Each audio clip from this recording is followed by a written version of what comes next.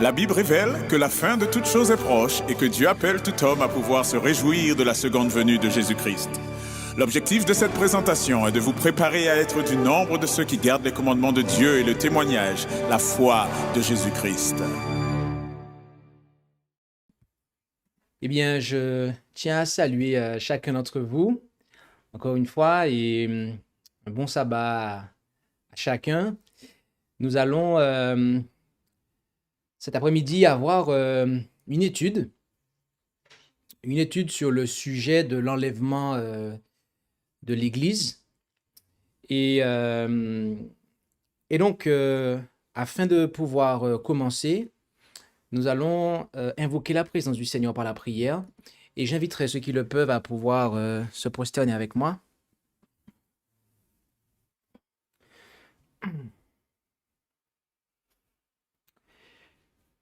Notre Dieu, notre Père céleste, nous voulons te remercier pour ce privilège que tu nous donnes de pouvoir nous présenter devant toi. Et alors que nous allons ouvrir ta sainte parole, que tu puisses nous accorder ton Saint-Esprit afin que nous soyons conduits dans la bonne compréhension de la vérité et de sorte que nous soyons mis en garde contre toute fausse doctrine, contre tout faux Christ, pour être prêt lors du retour de ton Fils, notre Seigneur et Sauveur Jésus-Christ. Et c'est en son nom que nous t'en prions pour ta gloire, Père. Amen.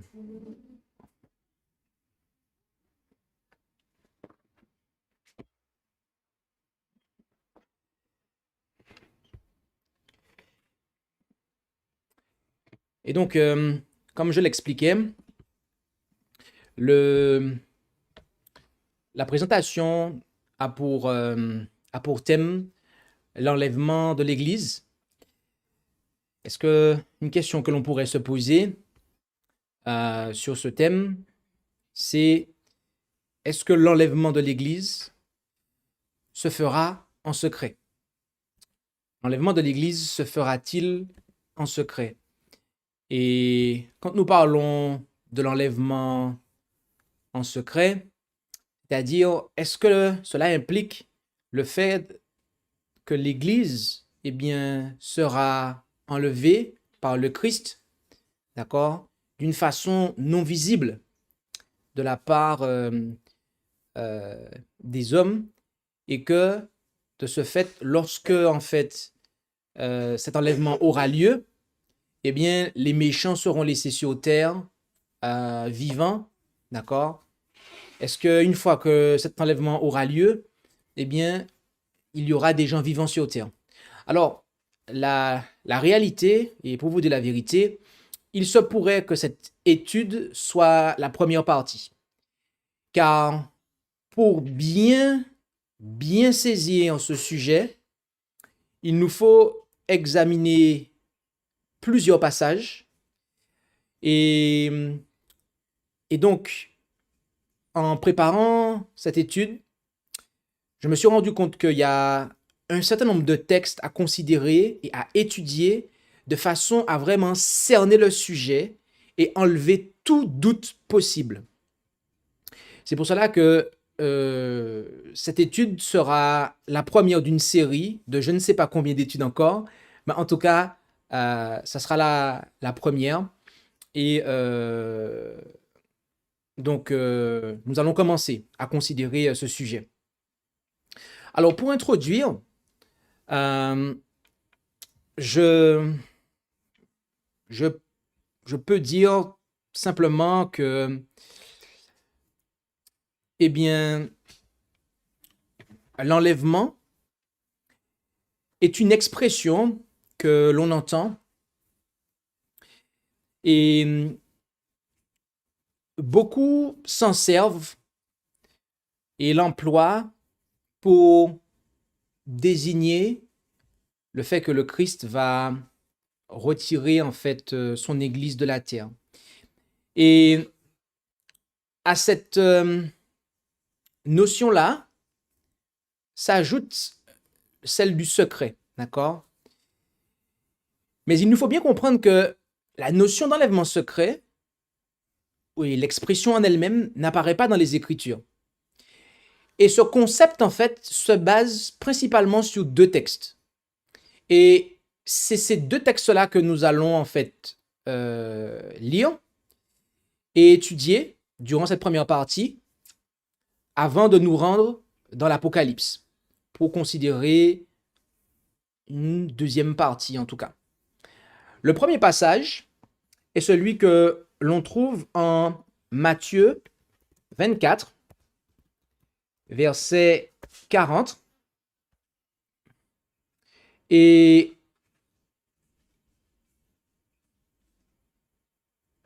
il est dit dans ce passage, alors de deux hommes qui seront dans un champ, l'un sera pris et l'autre laissé. De deux femmes qui moudront au moulin, l'une sera prise et l'autre laissée. Veillez donc, car vous ne savez pas à quelle heure votre Seigneur viendra. Donc, voilà le premier texte, le premier passage sur lequel se base cette théorie de l'enlèvement secret. Et les gens prennent ces passages pour dire, regardez, eh bien, il y aura deux personnes qui seront là, l'un sera pris, l'autre laissé. Et donc, c'est vraiment qu'ils ne s'y attendaient pas, en fait. Et donc, c'est vraiment que cela ne sera pas vu, d'accord? On ne verra pas cela se faire, on ne verra pas les gens monter au ciel, mais ils seront enlevés de façon non visible. Ils seront enlevés de façon non visible. Et donc, nous allons investiguer sur ça de façon à savoir ce qu'il en est. Un deuxième passage que nous allons prendre est celui que l'on trouve en 1 Thessaloniciens 4, verset 17. 1 Thessaloniciens 4, verset 17. Et si on lit à partir du verset 16, car le Seigneur lui-même descendra du ciel à un signal donné avec une voix d'archange et au son d'une trompette de Dieu, et les morts qui sont en Christ ressusciteront premièrement. Ensuite, nous les vivants qui serons restés, nous serons enlevés avec eux sur des nuées à la rencontre du Seigneur dans les airs, et ainsi nous serons toujours avec le Seigneur. Donc, voilà en fait le deuxième passage sur lequel se base cette théorie de l'enlèvement secret. Le mot enlevé ici est pris et transformé en nom pour justement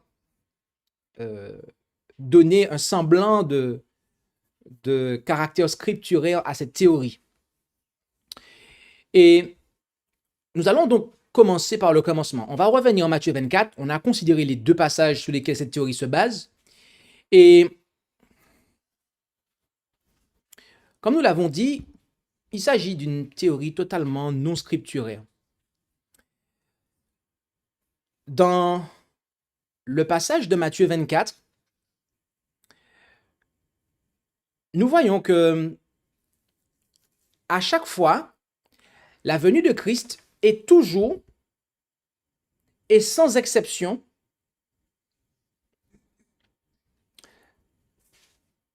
une apparition littérale et visible. En effet, il suffit de considérer le contexte. Matthieu 24, verset 3. On dit, et s'étant assis sur la montagne des Oliviers, ses disciples vinrent à lui en particulier et lui dirent, dis-nous quand ces choses arriveront et quel sera le signe de ton avènement et de la fin du monde. D'accord? Si on lit au verset 27,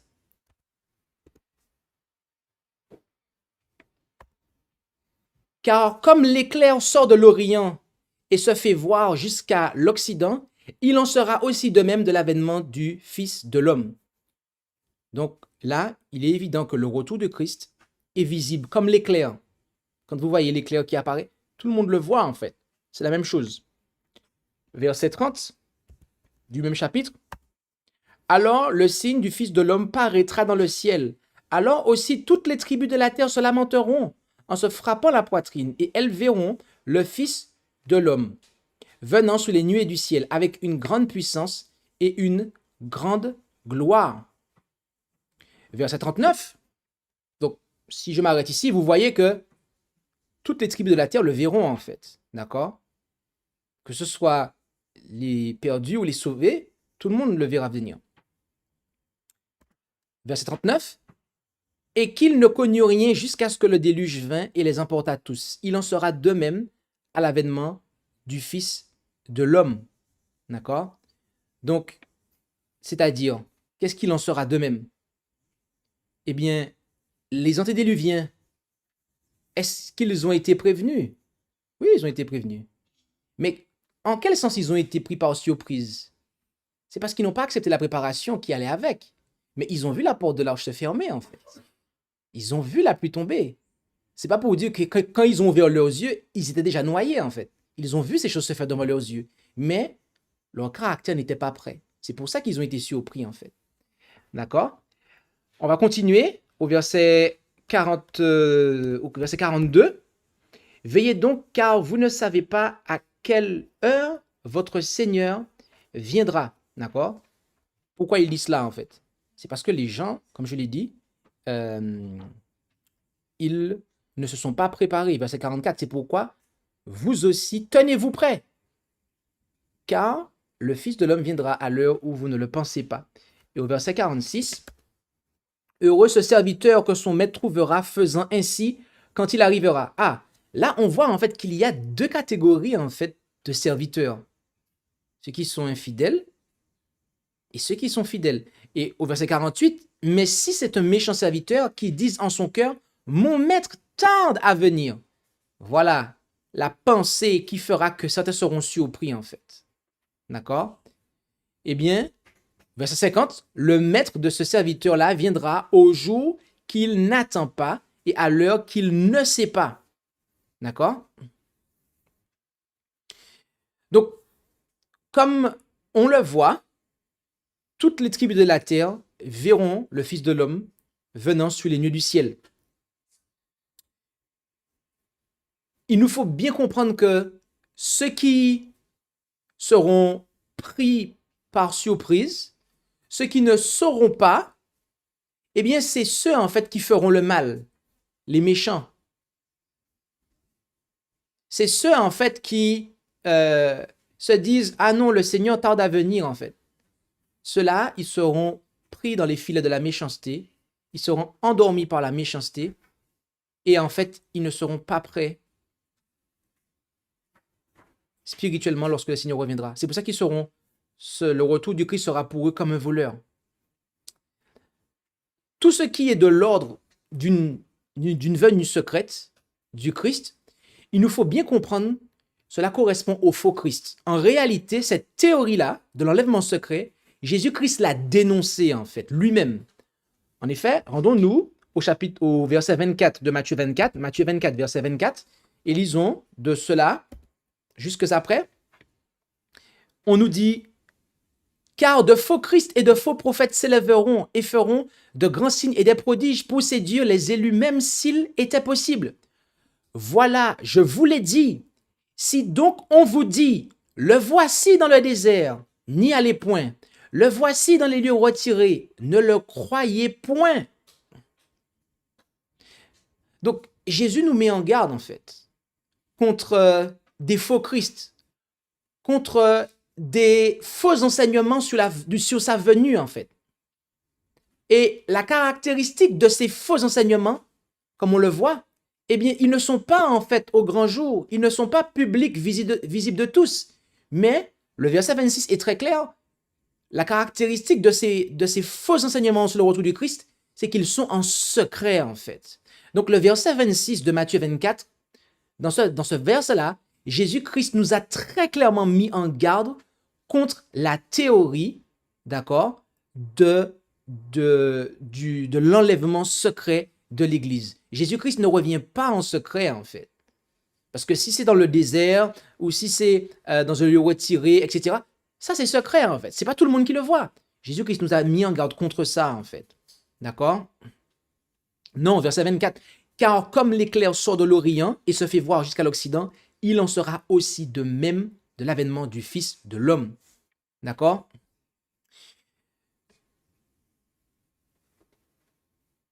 Donc,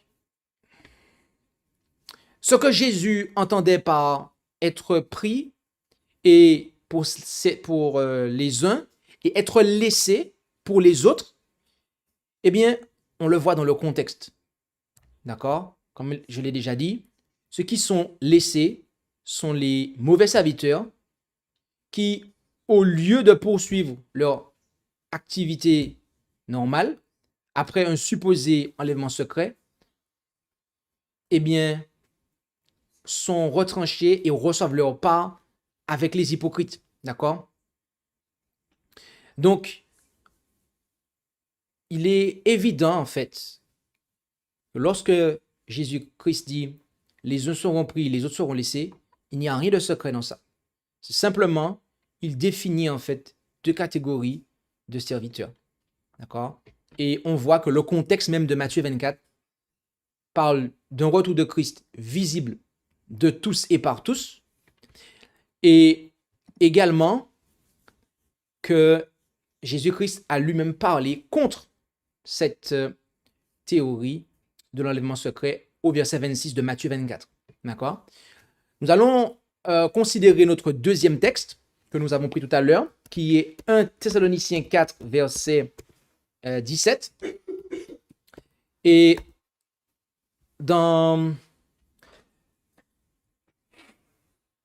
comme on l'a déjà dit, certains se servent de ce passage également pour présenter et asseoir un supposé enlèvement secret de l'Église. Mais ce passage, comme Matthieu 24, n'a aucune indication d'un caractère secret. En effet, le premier élément que l'on peut présenter, c'est qu'on nous dit que quand le Seigneur vient, eh bien, c'est à un signal donné avec une voix d'archange et au son d'une trompette de Dieu. Dites-moi, quand vous sonnez de la trompette devant vous, c'est pour vous cacher ou pour vous faire remarquer, en fait? Je vous dis, le texte est clair.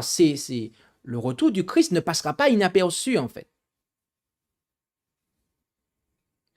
Le retour du Christ ne passera pas inaperçu, bien-aimé. Il n'y a rien de secret ici, en fait. Par ailleurs, les Thessaloniciens ont été mis en garde contre l'Antéchrist. D'accord? Ils ont été mis en garde contre l'Antéchrist ultérieurement par Paul, comme on peut le voir en 2 Thessaloniciens 2, versets 1 à 3. Pour ce qui regarde l'avènement de notre Seigneur Jésus-Christ et notre réunion avec lui. D'accord? Nous vous prions, frères, de ne pas vous laisser ébranler facilement dans vos pensées et de ne pas vous laisser troubler par quelque inspiration ou quelque parole ou quelque lettre qu'on dirait venir de nous, comme si le jour de Christ était proche. Que personne ne vous séduise en aucune manière, car il faut que la révolte, autrement dit l'apostasie, soit arrivée auparavant et qu'on ait vu paraître l'homme du péché, le fils de la perdition. D'accord?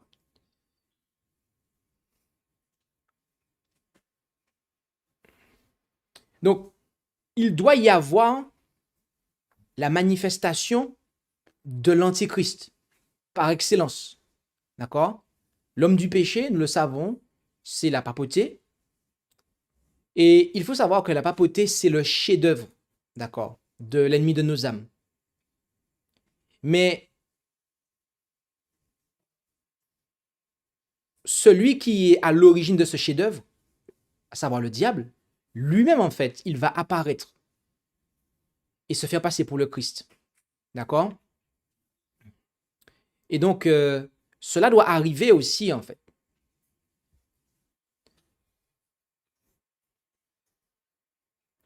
Si nous retournons en 1 Jean, en 1 Thessaloniciens, excusez-moi, notez également que on nous dit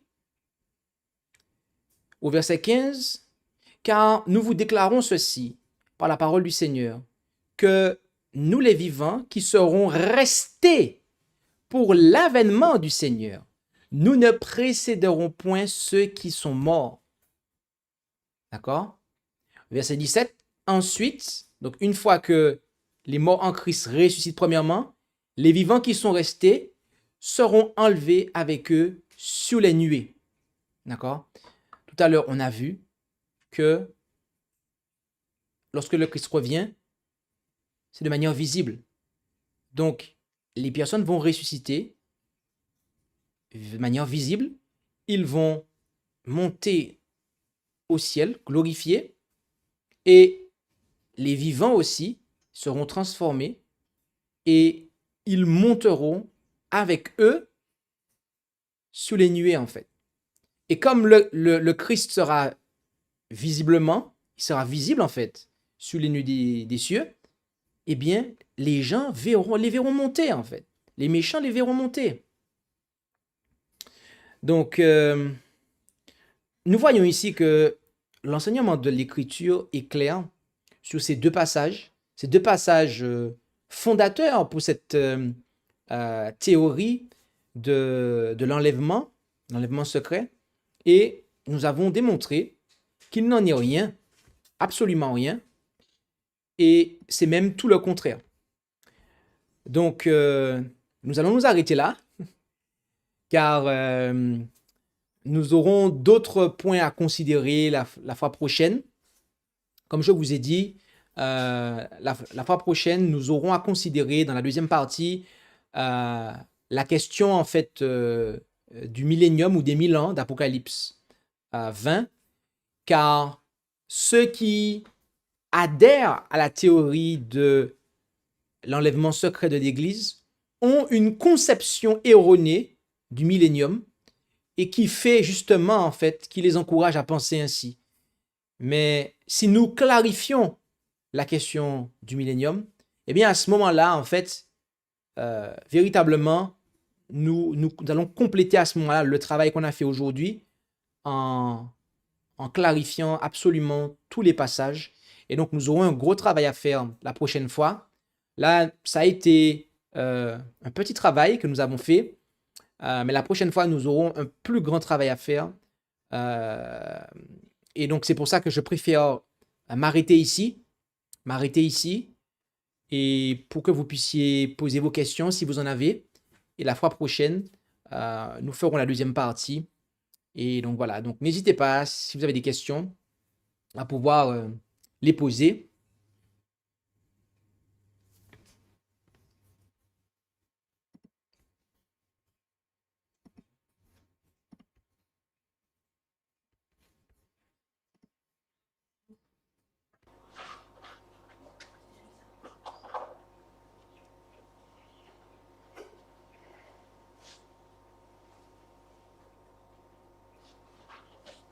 Il semblerait que ça soit clair.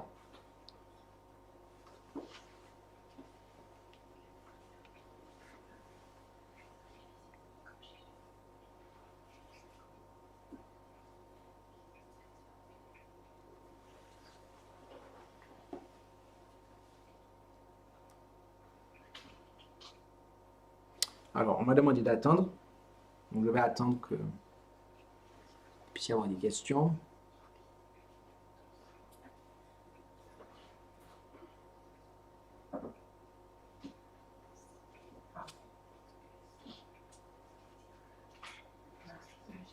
Est-ce que tu peux reprendre le verset 4 de 2 Thessaloniciens 2 et développer un petit peu par rapport au verset 4, parce qu'il est fait mention de l'adversaire.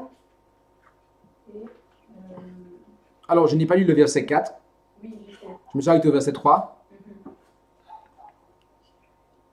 Tu l'as pas lu? Ah non, c'est sûr. Je me suis arrêté au verset 3. Ok. Alors, au niveau de 2 Thessaloniciens 2, verset 3, il faut savoir que on parle en fait, quand on parle d'homme de péché, de fils de la perdition, cela est synonyme en fait d'antichrist. Ok? L'antichrist, enfin, l'auteur du péché, c'est le diable en fait. D'accord? L'antichrist, celui qui s'oppose à Christ par excellence, c'est le diable. J'ai dit tout à l'heure que néanmoins, le diable a mis en place un système d'apostasie, d'accord, qui est son chef-d'œuvre, qu'est la papauté. Et donc, il y a une première application à ce passage. C'est l'apparition, en fait, de l'antichrist, de la papauté, d'accord. Paul, ici, faisait allusion, premièrement, parce qu'il y a une double application ici, en fait. Il y a une double application. Il y a une application, en fait, par rapport à la papauté, et il y a une application par rapport à Satan lui-même, en fait. Donc, il leur faisait comprendre dans un premier temps que le Christ ne pouvait pas encore revenir parce qu'il fallait qu'apparaisse l'homme de péché. D'accord? Plusieurs années après que Paul ait écrit ça, effectivement, on a vu apparaître la papauté, en fait, qui est le chef-d'œuvre de Satan. D'accord? Et la deuxième application, c'est que avant, en fait, le retour du Christ, eh bien, Satan, il va, en fait, apparaître sous forme de Christ pour justement, en fait, opérer la séduction finale, en fait. OK? Donc, voilà ce que j'ai essayé de développer tout à l'heure, bien que ce n'était pas mon objectif de... en tout cas, c'est ce que j'ai dit tout à l'heure. Là, je l'ai développé plus précisément. Et mon point, en fait, était de montrer que le Seigneur ne peut pas, en fait, revenir avant que ces choses-là aient eu lieu, en fait. D'accord? Il ne peut pas revenir avant que ces choses-là ne se soient produites, en fait. D'accord? Donc, on a vu effectivement apparaître la papauté. OK? Et rappelez-vous que on se réfère à cette puissance-là en Apocalypse 13. On nous dit que la blessure mortelle de la bête a été guérie. D'accord? Et après, toute la terre sera dans l'admiration, suivra la bête. Et donc, lorsqu'on va voir, en fait, et nous sommes dans cette période-là, en fait, où le monde est dans l'admiration et suit la papauté, eh bien, vous allez avoir l'antichrist avec un grand A, donc Satan lui-même, qui va apparaître, et il correspondra au Mashiach des Juifs, il correspondra au Issa qu'attendent les musulmans, et il correspondra aussi au Christ qu'attendent les chrétiens. En fait, cet antichrist-là, Satan, il va en fait correspondre à la définition, entre guillemets, des 3 religions monothéistes, en fait. Ouais. Les musulmans verront en lui le Issa, d'accord? Parce que les musulmans, en fait, ils croient que Jésus c'est un prophète et ils croient qu'il reviendra, en fait, d'accord? Donc, il correspondra, les musulmans trouveront une satisfaction avec ce faux Christ-là. Les juifs verront en lui le Mashiach, le Messie, et les chrétiens qui n'étudient pas leur Bible, eh bien, verront que c'est le Christ, d'accord? Mais il n'en est rien, puisque le Christ, quand il revient, il ne pose pas les pieds sur terre. Et là, ce sera une grosse déception, en fait.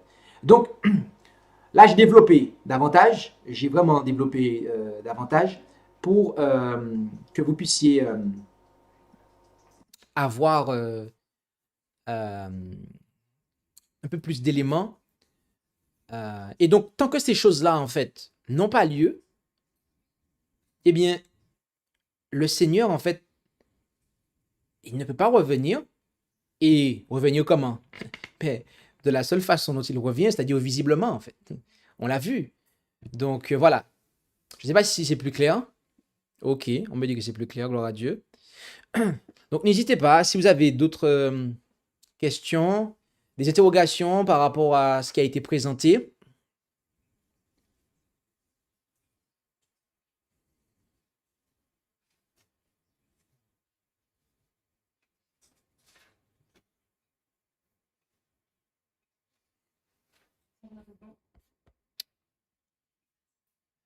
Donc, comme je l'ai dit, c'était une petite étude, hein. C'était pas deux passages qu'on a étudiés dans leur contexte.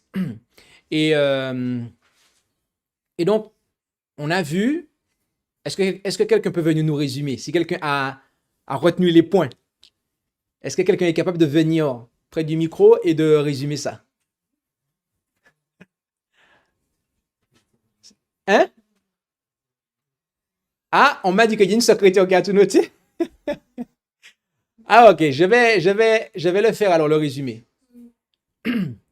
En fait, en Matthieu 24, tout le chapitre nous parle d'un retour du Christ visible, que tout le monde voit. Ok? Et par ailleurs, en Matthieu 24, Jésus, il nous met en garde, en fait, contre les, les, les faux Christ, deux points, c'est-à-dire, eh bien, les fausses théories sous le retour du Christ qui ont un caractère secret. Donc, pour le coup, Jésus a très clairement, en fait, exposé, dénoncé, en fait, la théorie de l'enlèvement secret de l'Église. Et lorsqu'il est dit que l'un sera pris, l'autre sera laissé, d'accord? Ce n'est pas que instantanément, il y en a un qui va se vaporiser et puis ses vêtements vont tomber à terre et puis l'autre sera à côté de lui, il sera là, il ne comprendra pas où est-ce qu'il est passé. Non. Mais c'est que ce qu'il est dit ici, c'est que ceux qui seront laissés sont les mauvais serviteurs. D'accord? Ceux qui seront laissés seront les mauvais serviteurs puisque ils ne se seront pas repentis, ils auront continué dans leur péché et donc ils ne seront pas préparés et ils seront surpris. Tandis que ceux qui se seront préparés, eh bien, ils ne seront pas surpris et donc ils auront l'aptitude qu'il conviendra pour pouvoir être eh bien, euh, emmenés par le Christ. D'accord? Mais il n'y aura rien de secret. Et en 1 Thessaloniciens 4, verset 17, on voit que lorsque le Seigneur revient, c'est avec au cri d'un ange, au signal donné, la voix d'un archange, le son d'une trompette. Il n'y a rien de secret là encore. D'accord? Les morts, ils ressuscitent d'abord, ils montent au ciel et les vivants les suivent. On sait que le Christ, il revient, d'accord, de façon visible. Et aussi, avant qu'il ne revienne, eh bien, il doit y avoir l'apparition de l'Antichrist, d'accord? Le diable lui-même, d'accord? Après qu'il ait fait apparaître la papauté, son chef-d'œuvre, eh bien, lui-même aussi, il doit apparaître. Et pas avant cela, eh bien, on ne peut pas attendre le retour du Christ avant cet événement-là, en fait. Donc, du coup, tout cela, eh bien, ce sont voilà le résumé en fait de ce qu'on a vu durant cette heure. Et donc voilà, donc plaise à Dieu que nous puissions comprendre ces choses pour que, eh bien, nous ne soyons pas séduits par les faux Christ. Et je vous invite à pouvoir suivre l'étude suivante, d'accord, qui sera la partie 2 de cette présentation, où nous allons, eh bien, voir à, à la lumière de l'explication du millénium, des 1000 ans, eh bien que véritablement, en fait, cette conception-là ne matche pas, ne correspond pas, en fait. D'accord? Donc, on va développer cet aspect-là et sereinement lors de la prochaine étude. Je peux conclure? Ok. Eh bien, on va prier et je vous invite à pouvoir prendre la position qu'il convient pour la prière finale.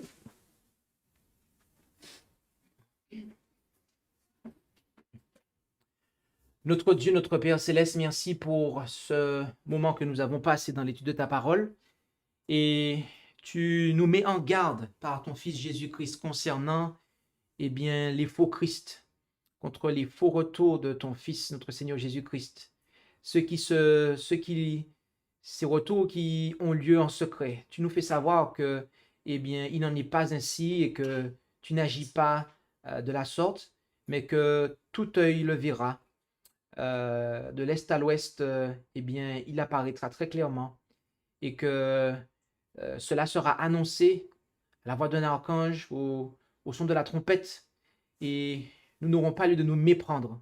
Alors, que nous puissions être affermis dans ta vérité, afin de ne pas nous laisser séduire par ces théories, et qu'au contraire, nous soyons préparés et non pas trouvés dans la méchanceté, ce qui nous conduira à être surpris et à être laissés, mais qu'au contraire, que nous puissions, eh bien, confesser, délaisser nos péchés, afin de pouvoir, eh bien, être au courant et ne pas être surpris et être amené lorsque ton Fils apparaîtra.